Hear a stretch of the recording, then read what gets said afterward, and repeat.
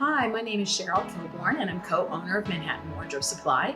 And today we're on our makeup floor and I'm here today with Giella, and she is going to demonstrate a few tips and tricks for dealing with mature skin such as mine.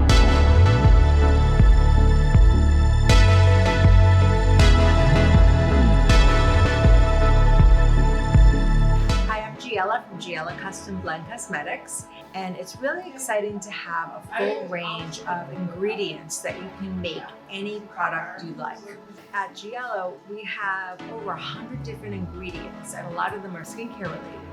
So we will combine a lot of the skincare in our makeup so you have that extra benefit and treatment for skin, and especially for older skin.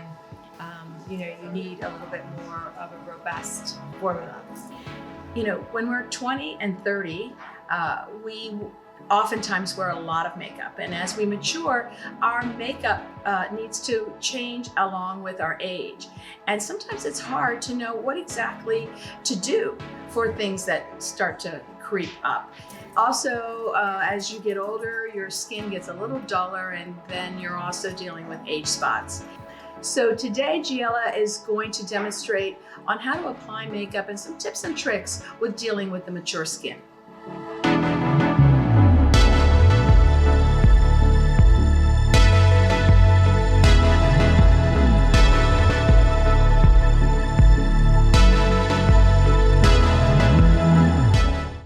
Dry skin, and that definitely is an issue for many of us.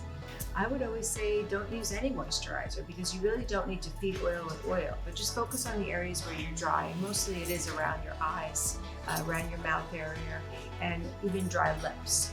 So you want to make sure that you're using robust ingredients in your moisturizers that really help with hydration. Puffiness under the eyes, that can be caused from lack of sleep.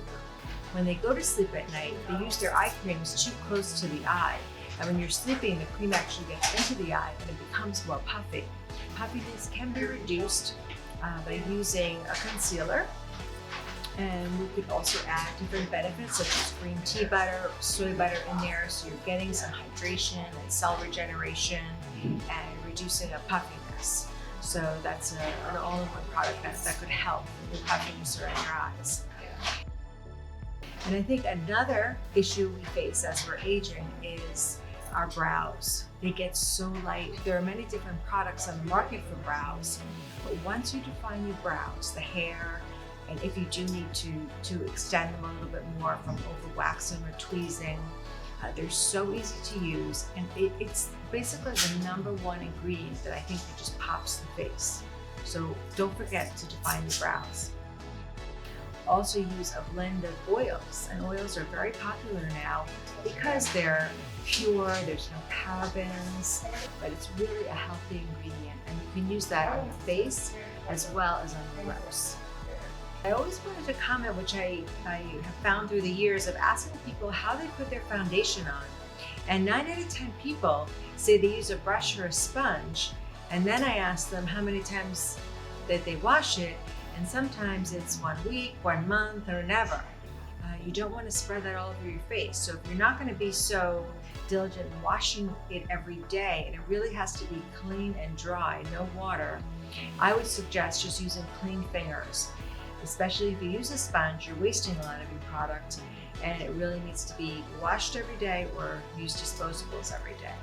Well, my skin feels fabulous. It's very moisturized, and I feel a lot brighter and perkier. The dry skin I can deal with during the day by applying some of the Giella oil right over my foundation so I don't have to mess up my makeup or reapply, because as we are all busy, the thought of reapplying makeup in the middle of the day doesn't sit well with me. I can totally do this on my own. I mean, I'm not a person, like I said, I used to wear a lot of makeup in my 20s. Now I'm a little bit lazier, I guess you would say. In the morning, I want 5 minutes. I could do this in 5 minutes. All of these products can be purchased at Manhattan Wardrobe Supply in New York City, or you can purchase them online.